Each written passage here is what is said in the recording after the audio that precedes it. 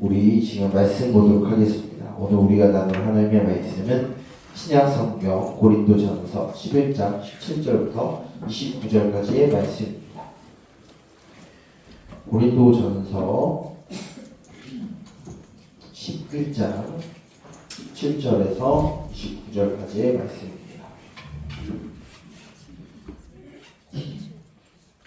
고린도전서는 신약 성경 뒤쪽에 있습니다. 여러분들 찾아서 성경책이 없는 친구들은 성경책 있는 친구들이 옆으로 가서 같이 성경을 보고요. 혹시 내가 성경책이 없다 그러면은 성경 어플이라도 꺼내서 우리 성경을 우리 함께 읽었으면 좋겠습니다. 신약 성경 고린도전서 11장 17절부터 29절까지의 말씀 우리가 번갈아 가면서 우리 한번 읽어보도록 하겠습니다. 다 찾았죠? 네, 우리 교독하도록 하겠습니다. 내가 명하는 이 일에 너희를 칭찬하지 아니하나니 이는 너희의 모임이 유익이 못되고 도리어 해로움이라.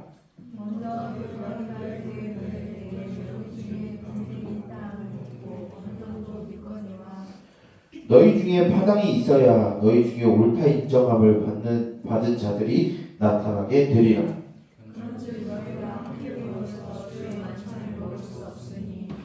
이는 먹을 때 각각 자기의 만찬을 먼저 갖다 먹음으로 어떤 사람이 시작하고 어떤 사람은 취하니라. 너희가 먹고 마실 수 없느냐? 너희가 하나님의 교회를 어기시느니고 이만한 자들을 부끄럽게 하느냐? 내가 너희에게 무슨 말을 하랴? 너희를 칭찬하랴? 이것은 칭찬하지 않노라. 내가 너희에게 전한 것은 주께 받은 것이니 곧 주 예수께서 잡히시던 밤에 떡을 가지사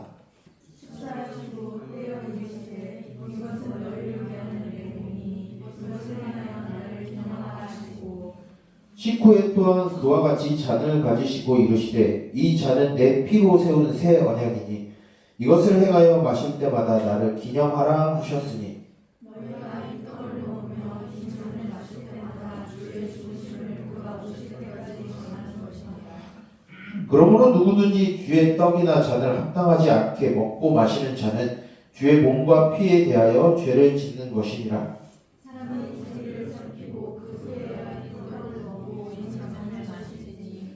주의 몸을 분별하지 못하고 먹고 마시는 자는 자기의 죄를 먹고 마시는 것이니라. 아멘. 할렐루야. 오늘은 특별히 종려주일이라고 하는 이름으로 오늘 주님 앞에 예배할 자리로 모였습니다.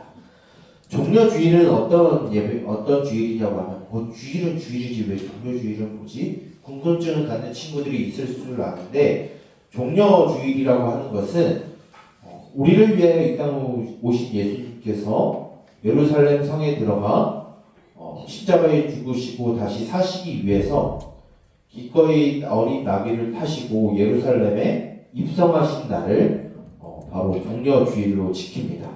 그런데 왜 종려주일이냐라고 하면은 그때 예수님을 맞아들이는 사람들이 예수님을 찬양하고 환영할 때 종려나무라고 하는 그 나무를 이제 땅바닥에 내려놓으면서 예수님이 오시는 그 길을 입성하시는 그 길에 이제 거독과 종려나무를 이제 늘여놓았다라고 해서 종려주일입니다. 종려주일은 굉장히 기쁜 날입니다. 왜냐하면 예수님이 우리의 왕으로 우리를 다스리시는 분으로 또 우리를 구원하시는 구주로 오셨다라는 것을 기억하는 날이기 때문에 종려주일은 다른 주일도 물론 기쁘고 복되고 즐거운 날이지만 특별히 종려주일은 우리의 왕 되신 예수님을 기뻐하는 날로 지키는 게 바로 종려주일입니다. 그런데 이 종려주일에 우리가 예수님을 묵상함에 있어서 예수님이 우리들에게 또한 제자들에게 또한 모든 교회들에게 명령하신 거룩한 예식을 예수님께서 잡히시던 밤에 행하시던 것이 있습니다. 그것을 바로 우리는 오늘날의 성찬식이라고 부르게 됩니다. 그 성찬식에 대해서 오늘 이 예배를 마치고 세례를 받았거나 입교한 친구들은 이 예배가 끝나고 난 뒤에 올라가서 성찬의 자리에 들어가게 됩니다. 그런데 아직 입교를 하지 유아 세례를 받았거나 어린이 세례를 받았는데 입교하지 못한 친구들은 성찬에 들어오지 못합니다. 또는 세례를 받지 못한 친구들도 성찬에 들어오지 못합니다. 그 이유는 오늘의 말씀과 어떻게 모순되다라고 여겨질 수 있는데, 모순되는 것이 아니라 그것은 믿음의 징표로서 오직 예수 그리스도를 우리의 구주로 믿고 즐거워하는 사람들만이 이 성찬식을 참여할 수 있기 때문에 그거에 대한 예표로 세례와 입교를 한 사람들만이 이 성찬식을 들어올 수 있습니다. 그래서 모든 거룩한 성도들이 참여할 수 있는 것이 성찬식이에요. 이에 대해서 가르쳐주는 구절이 있는데, 바로 오늘 우리가 읽은 고린도전서 11장 17절부터 34절까지의 전체적인 말씀이 바로 성찬에 대해서 사도 바울이 가르쳐주고 있는 말씀입니다. 그런데 이 성찬에 대해서 가르쳐줄 때 사도 바울이 누구를 향해서 이 교훈을 주고 있냐면 고린도 교회들에게 이 말씀을 전해주고 있어요.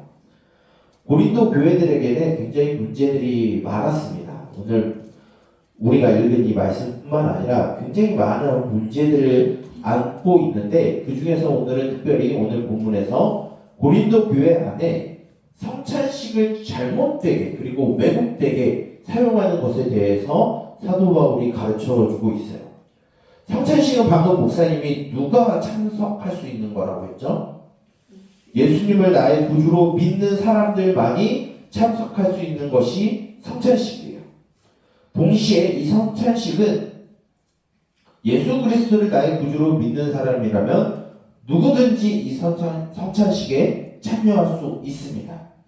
그런데 이 고린도 교회에서 문제는 예수 그리스도를 믿는다라고 하는 사람들 가운데 조건과 자격과 환경과 여건을 보고 자신의 생각과 또한 자신의 이념에 따라서 그 신분에 따라서 파벌을 짓고 당파를 지어서 이 성찬식을 진행했었던 사람들이 있었기 때문에 이 소식을 들은 사도 바울이 그들에 대해서 교훈하고 책망하는 말씀이 바로 오늘 우리가 읽은 고린도전서 11장부터 29절 또는 길게 보면 34절까지 나오는 성찬식의 예배 이 말씀입니다. 고린도 교회는 굉장히 부유한 곳이었어요. 반면에 그 안에서 빈곤한 사람들도 있습니다. 그런데 이 고린도 교회 안에 이 성찬식을 행할 때 그 사람이 가난하던 부유하던 상관없이 모두가 한자리에 모여서 차별 없이 예수 그리스도를 믿는 사람들이라고 하면 성찬식에 참여를 하고 모두가 함께 그 성찬을 즐겨야 하는데, 오늘 말씀을 잘 보게 되면 가난한 사람은 가난한 사람들끼리, 부유한 사람, 부자인 사람들은 부자끼리 모여서 성찬식을 진행을 했어요. 이것에 대해서 사도 바울은 옳지 않다라고 말하고 있어요. 그것에 대해서 대표적인 예로 예수님이 복음서에서 등장하는 예수님이 자신의 제자들에게 떡과 잔을 나눠주면서 가르치셨던 그 성찬을 다시 되새겨 보이며 그 성찬의 의미가 과연 무엇인지를 사도 바울이 가르쳐주고 있어요. 우리가 살펴보진 않았지만 예수님의 행적과 일대기와 또한 예수님의 말씀을 기록하고 있는 복음서에서 모두 이 성찬에 대해서 가르쳐주고 있습니다. 그때 예수님이 가르쳐주셨던 성찬에 대한 의미는 예수님이 죄인인 우리를 위해서 십자가에서 살이 찢기고 흘리시는 그 피로 말미암아 우리가 구원을 받았다라는 가르침이 복음서에서 말하는 성찬의 가르침이에요. 근데 그 복음은 누구에게나 허락되어 있는 복음이었어요. 돈이 많건 적건 권력을 가진 자든 없는 자든 똑똑한 사람이든 무식한 사람이든 그 사람이 피부색이 어떻든 언어를 어떤 것을 쓰든 신분이 어떻든 상관은 없이 예수 그리스도를 믿는 모든 사람이라고 하면은 예수님은 이 성찬식을 모든 사람들이 할 수 있다라고 가르쳐 주셨어요. 왜냐하면 죄로 그 예수 그리스도를 믿음으로 이제 새로운 백성, 하나님의 백성들이 되었기 때문이에요. 그런 가르침 가운데 사도 바울은 고린도 교회가 어떤 행동을 하고 있냐면, 난 예수 그리스도를 믿는데 저 가난한 사람들하고 같이 어울리지 못하겠어. 또는 권력을 가진 사람이 난 저렇게 비천한 사람들하고 어울릴 수 없어. 나랑 생각이 다른 사람이랑 같이 성찬을 함께 할 수 없어. 끼리끼리 모이기 됩니다. 부자인 사람은 부자들끼리 모이고, 가난한 사람은 가난한 사람들끼리 모이고, 또한 피부색이 검은 사람은 검은 사람들끼리 모이고, 흰색인 사람은 흰색 사람들끼리 모이고, 유대인들은 유대인들끼리 모이기 시작했어요. 그런데 예수님은 이 성찬을 가르칠 때 절대 그렇게 하지 말라라고 가르쳤어요.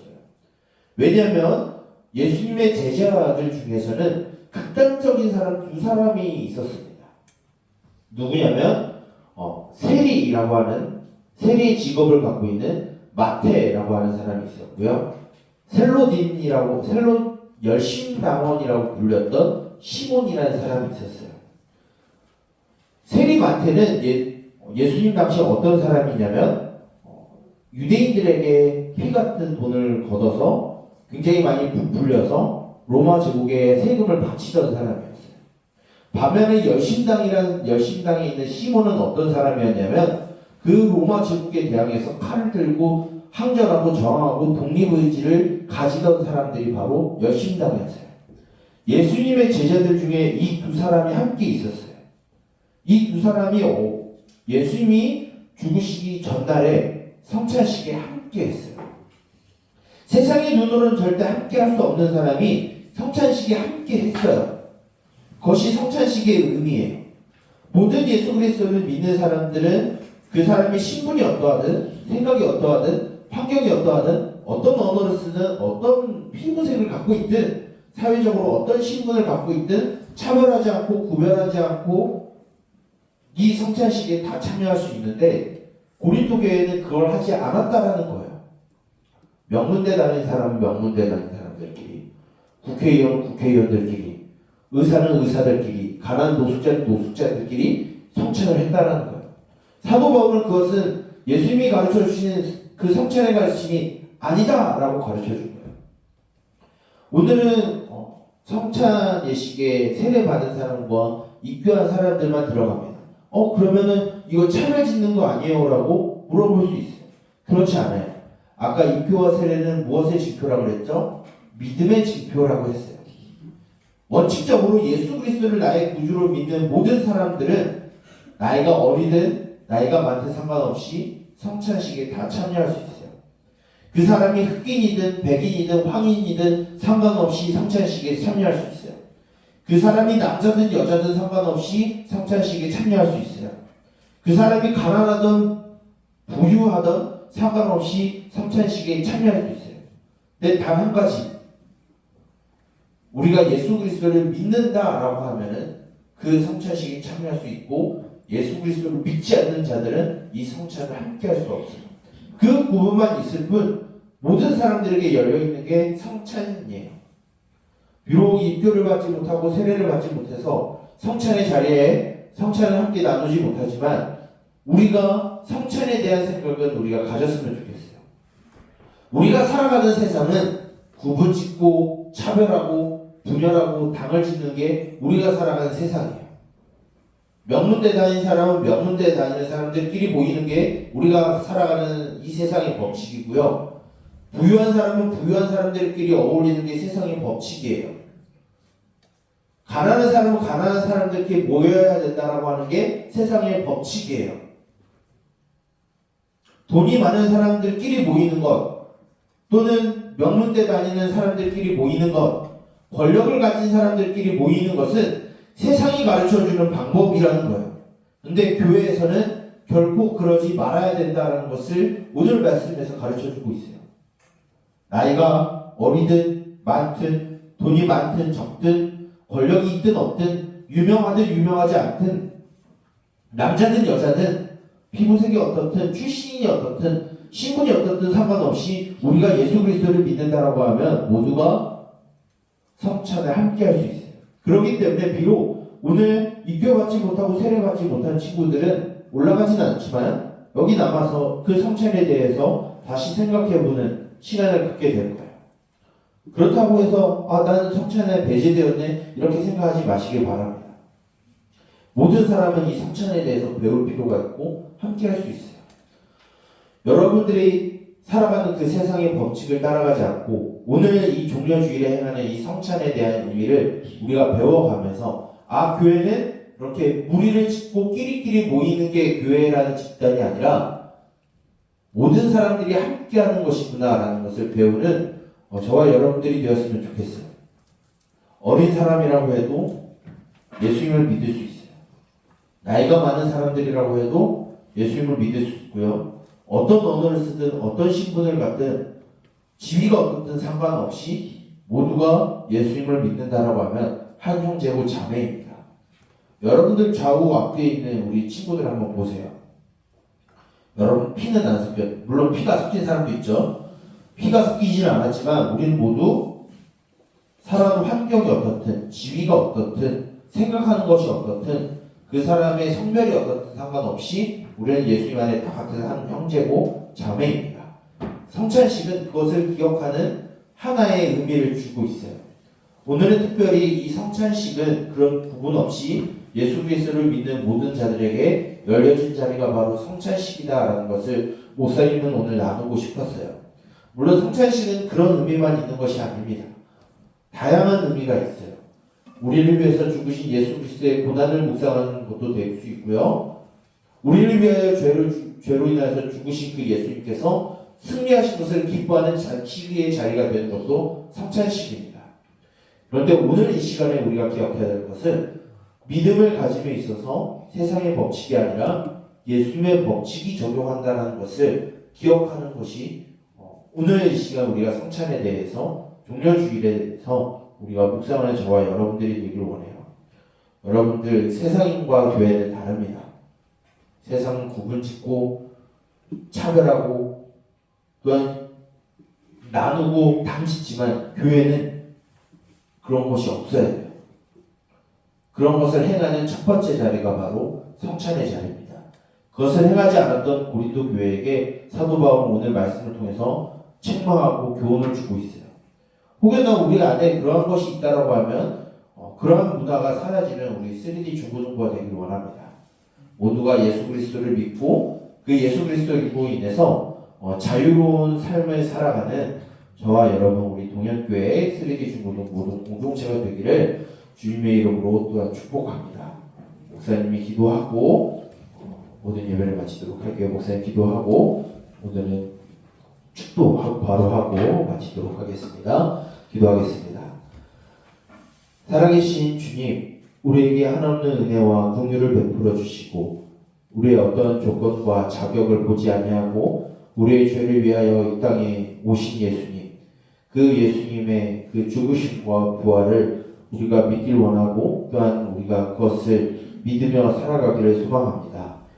그것을 믿는 모든 이들에게 열려진 자리가 바로 성찬이라는 것을 우리가 배웠습니다. 우리가 살아가는 세상은 그룹 짓고 당을 짓고 구별하고 차별하는 것이 우리가 살아가는 이 세상의 법칙이라고 하면 예수님 안에서는 그러한 구분과 차별과 또한 선그음이 없다라는 것을 우리가 배웠습니다. 특별히 그 성찬식은 그것을 행하는 것을 보여주는 뜻깊은 자리라는 것 또한 우리가 배웠습니다. 비록 우리가 입교를 받지 못하고 세례를 받지 못해서 성찬의 자리에 함께하지 못하는 친구들도 있지만 우리가 예수 그리스도를 믿는 그 믿음 안에서 우리가 서로 한 형제고 자매라는 사실을 잊지 아니하게 하여 주시옵소서. 또한 성찬에 참여하는 우리 친구들도 그 자리를 그냥 넘어가는 것이 아니라 우리를 위하여 이 땅에 오신 예수 그리스도를 묵상할 수 있는 그런 시간이 되게 하여 주시옵소서. 우리를 위하여 고난당하시고 또한 죽임당하시고 다시 살아나신 그 주님의 은혜를 묵상하는 오늘 하루가 되게 해주시고 이후에 살아가는 일주일 동안도 주님을 더욱 묵상하며 세상의 것을 잠시 내려놓고 살아가는 우리들이 되게 하여 주시옵소서. 이 모든 것을 예수 그리스도의 이름으로 기도드립니다. 아멘. 축도하겠습니다. 이제는 우리 주 예수 그리스도의 은혜와 하나님 아버지의 무한하신 사랑하심과 성령님의 인도하심과 보호하심과 말씀으로 지도하심과 하나님과 성도 사이의 교제하심과 우리를 돌보시고 양육하심의 은총이 예수 그리스도를 믿는 것 하나로 우리가 구분짓지 아니하고 차별되지 아니함을 우리가 믿음으로 우리가 서로 예수 그리스도 안에서 형제요 자매라는 것을 고백함으로 함께 주님 안에서 하나 되기를 소망하며 성찬 예식에 함께 참여하기를 원하고 또한 배우기를 원하는 우리 동현교회 3D 중고등부 모든 공동체의 머리머리 위에 이제로부터 영원토록 함께 있을지어다. 아멘.